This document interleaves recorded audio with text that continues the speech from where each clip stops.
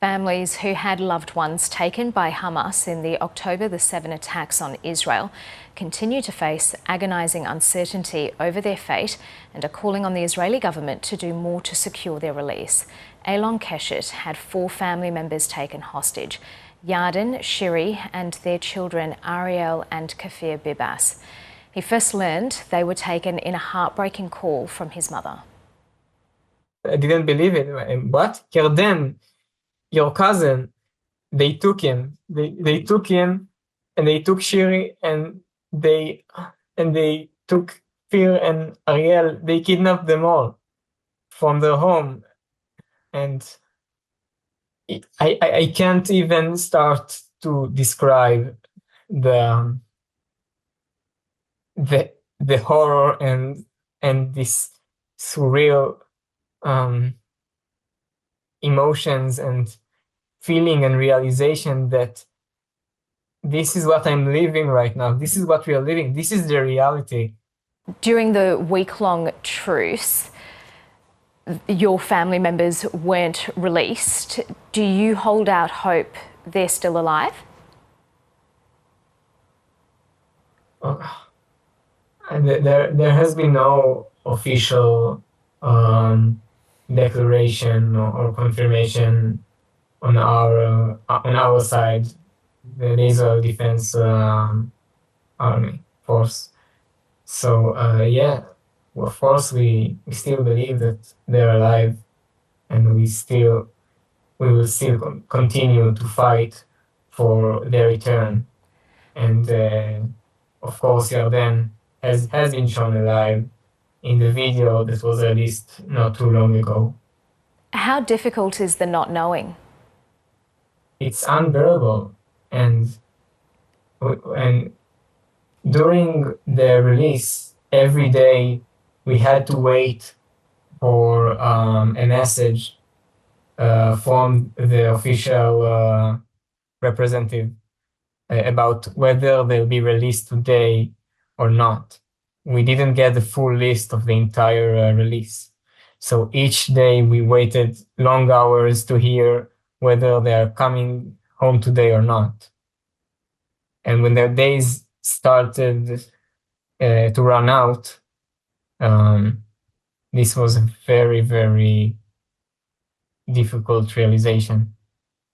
Baby Bibas, as Kafir has become known around the world because of his gorgeous laugh and smile, he's 11 months old today, isn't he?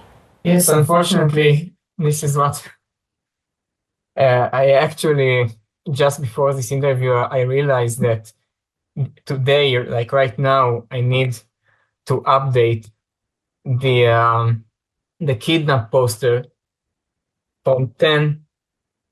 It was updated once from 9 months to 10 months, but now I need to update it to 11. So right now, he is 5th of his life in terrorist hands. This little baby boy, for 5th of his life, just today, really, this day. And this should have been a nice, a good day that we celebrate, another month that he is alive. And it's so maddening that each time we say that he got a little bit bigger, it's not a positive date. It's a awful date. It's an awful realization, because it means that he is longer and longer in these dire conditions, and is being held as a bargaining chip for so long. And we realize that we must not let him have his very first birthday in captivity. Alon, as you said, your cousin Yarden has appeared in a hostage video. How traumatic was that to watch as a family?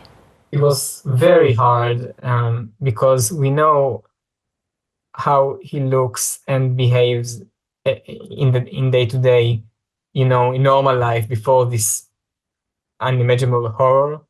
he lost so much weight. He looks terrible. He looks neglected. And we've heard from so many people that returned. Of course, we are so happy that the other returned, but they returned with severe physical and emotional problems.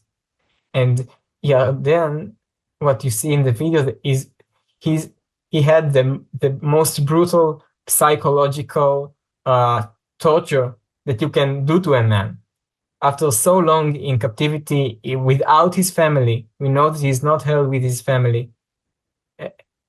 They told him that his wife and his two baby boys are dead. This is something that could kill a man. Last week, the IDF admitted killing 3 Israeli hostages in Gaza. How are those revelations being digested by hostage families? This revelation, along with other revelations that people died in captivity, whether it was because of this tragic accident and by Hamas themselves, it's horrible and it's disheartening, and we are so sad for the other families, because we are all in this together. We all share the pain and the experience, and it just goes to show the urgency of the matter. They are dying out. They are dying there. Each passing moment, their chances of survival are getting just this much lower. So is Israel doing enough by way of negotiation to have the remaining hostages released? We push as hard as we can for them to do better. I don't know if they're doing enough, but they need to do more. We should have the fastest and most effective negotiation that should bring each one of them, not just of course our family, but all of the kidnapped, men included, back home. There are not enough words to describe our plea, our pain, and the urgency of the matter. And this is why we ask each and every one, not just in Israel, but also in Australia and the entire international community. We need everyone's help to cry out for immediate humanitarian release. Alon Kashet speaking to us.